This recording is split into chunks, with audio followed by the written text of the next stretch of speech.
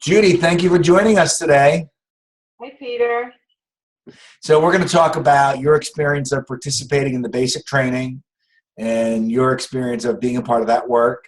And then in the future, we'll also set up a talk where you can share also about your business coaching experiences and what that has been like for you. Sure. So bring us into what it was like participating in the basic training, or how would you like to have a person get the value for participating in the basic training who has never participated in the curriculum? Okay. Well, I'll share where I was at before I signed up for my first training, which was the basic training. And at that point, it was about 7 years ago, and my life was in a whirlwind, very upside down, lots of transition going on, going through my second divorce, had a young adolescent son who was having a lot of behavior problems. I was struggling with money, although I made a good salary, I didn't know how to manage it. And I was very unhappy. And two women from my neighborhood approached me and just sort of asked me how I thought my life was going, and if I was open to trying something new to change. And one of them, I thought, man, I've watched her go through some hell of a hard times, and I want to do whatever she's done. And it was the basic training, so I just jumped right on in. And going through that first weekend was seriously a lot of work. And what I eventually found, the beginning of at the end of that weekend, was that I actually could have control over where my life was going. I didn't have to just be at the end of a kite tail, if you will. That's the way I felt when I started, or before I entered the training. So it was the beginning of a path of being able to sort of ferret out, actually, that I could control my destiny, whereas before I was at a loss of what to do in all aspects of my life. That sounds pretty profound. Why don't you bring us into what that's been like for you? I mean, so what results have you created since that, what you could say profound experience? So again, that was 7 years ago, and I've done a lot of different training, both personally and professionally, with you and other people in your training. And what I've been able to create in my life is,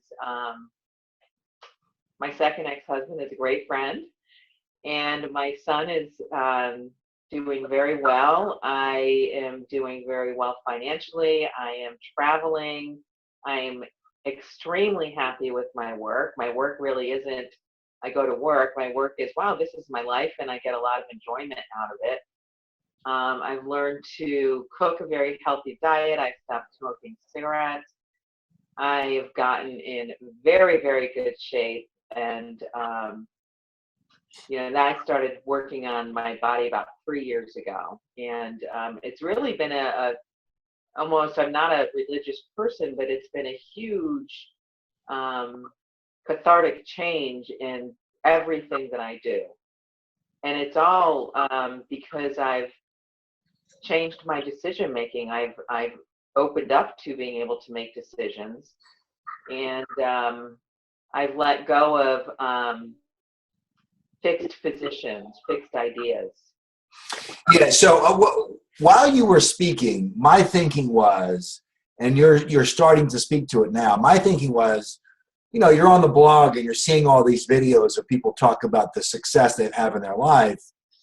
And what you just started talking about was how you've gone about creating that success. And I think you're talking a little out of context, meaning when you talk about fixed positions, I mean, that's a distinction that, that's a big distinction. The position being wait, hang on. Not that you need to talk about that, but I think what I'd like to bring to light would be how have you moved from then to where you are now? I mean, if you look at where you were then, what I remember is you had serious credit card debt. You had no capacity to really show up and make a difference outside of getting angry, right? Like you'd get angry to make a difference versus your capacity to create change now. Right. That was a while ago, and I know you've done a lot of work. We've done a lot of work together, and you've taken your life in a different direction since then. I'll propose something, and you can go in the direction you choose. Okay. What did you have to work through? What did you have to confront within yourself? And what was that like? What I had to work through was a tremendous amount of self-doubt, no self-worth. I wasn't worth fighting for. My life wasn't worth fighting for, in the sense that, I live to work and that's all I do. I do the laundry, I cut the grass, I make money, I pay the bills, and that was it. And I was stuck in that sort of rut. And what I began to discover was I was actually worthy of having joy. I was worthy of planning vacations. I was worthy of figuring out how to join a gym. I was worthy of getting a new car. How am I going to go about doing all of those things? And it was about building blocks and building little bit of steps over time. I mean, this has taken 7 years. It's almost a decade. But it probably took me about a decade to get down to the point of where I was, which was in a very low place. I also remember we did a lot of work on engaging people. Yes, I was absent. I would disappear. I was, and part of that, I think a lot of that was around, I did not feel that I was worth the attention of people, or I was being selfish, was the other side of that.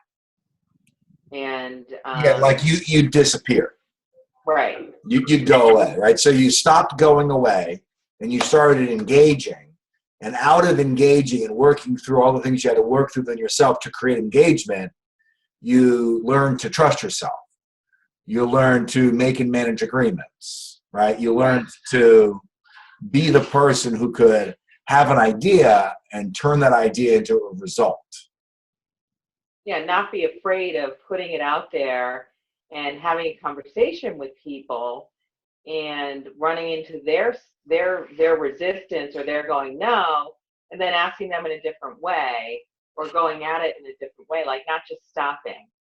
Whereas I used to just run up against somebody's resistance, or they're saying no, that's not going to work, and I just stop out of fear, or I'm not worth, or they don't value me. And now I'm like, well, hold on, and I just keep going back and going back and going back, and I actually get places. I get like $400 off of the computer I just bought, because I kept saying, why won't you give me some, come on, I'm buying this big computer.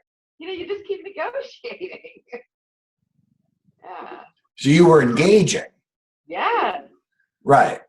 So, you're bringing people into where you were and where you are. It's really a big difference. I mean, what you just talked about is actually a big difference.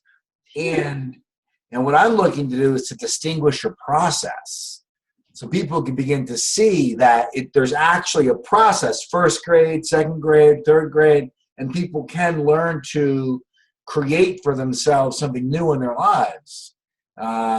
Maybe you want to bring to the table you struggle with some depression, or something like that.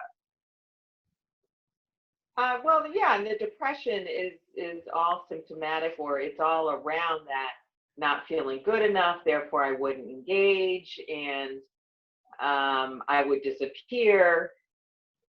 And so those are all low feelings. Right. So it's like, people can learn how to come out of this place that they're caught in. I mean, it's possible, and it takes work, and you're bringing to light the real possibility of what can occur for people. You know, Yeah, it's a lot of work, and it's a lot more than just take a pill, right? I mean, if you're going to go, oh, I'm going to take a pill for depression, and you and I have been in and out of this for several years, and I've just started doing a lot of work around, wow, a pill is just a pill. It's just kind of a panacea. And I do agree with you. A lot of the psychotropics we're kind of getting off topic, but are tranquilizers, and they're helpful in the short term. But the reality is, as human beings, what we need to do is change our sense of agency and change our sense of, well, I am the one who's in control here, and I have the ability to move out of this psychic pain place that I'm in and control my life. So thank you for all those arguments that you and I have, the explosive arguments that we've had over the years around that topic. it's great. That's great. You know, Just to really see where you've been coming from. So I acknowledge you for that. Thank you. I'm ready to cry now. I get it. I appreciate you bringing that to the table. Yeah, I'm not right about it. You know, it's more like what's great is your life's working in a new way, and I feel you. Yeah, we've been great. I feel the same way. Yeah. So you want to identify yourself, and then you just started talking about psychotropic medications. I mean, do you want to distinguish to some extent who you are to give yourself some clout on that? And if you don't want to, it's okay. Yeah, well, I'm a nurse practitioner. I've been working as a family practice person for 18 years. So, I'm very familiar with prescribing medications and Western medicine and the way Western medicine views mental health. And I've just been discovering, now that I'm in my 5th decade, the importance of moving beyond just the neurologic explanation of people's mental health states and looking at the whole picture. And by the way, Europe is 20 years ahead of us. They're so much further ahead of us. And they're using psychiatric medications for very brief periods of time, and they focus a lot more on the holistic social support network is the key. Right. The key to mental health. Right. Yeah. Portugal. You know about Portugal's recovery process for drugs? No. They're no longer incarcerating drug users. Good for them. They're incarcerating sellers, but not the users. The users are going into a recovery process that focuses on exactly what you talked about, family connection. That and family, that's a big word, right? Because it's a social group. Right. Even more important, right? Because it doesn't mean, your genetic family. Sure. The social network. Yeah. I love what you're saying, Judy. We haven't had this talk in some time. That's great. I know. Yeah. Got a lot more to say about that. Yeah. That sounds like fun. We could do a talk on that. It's so interesting. We're talking about behavior, accessing behavior that makes a difference. Okay. That's pretty much what happened for me. I mean, if I'm really going to tell the truth, right? And talk about remember my messy house. Well, it's a lot cleaner than when you were here the last time. But I can remember telling you I was going to read that New York Times bestseller book on how to declutter your house, and you looked at me and you said, "Well, reading is not action. It's not going to work." And really, what I think the way I got from where I was 7 years to go to where I am today is all around behavioral change. Right. That changed, because of my thinking. I'm looking at my calendar. It's I have 5 minutes. So, Judy, I really appreciate this talk with you today. This was a great talk, and I imagine if people dig into this video that it will support them at choosing a process that will help them.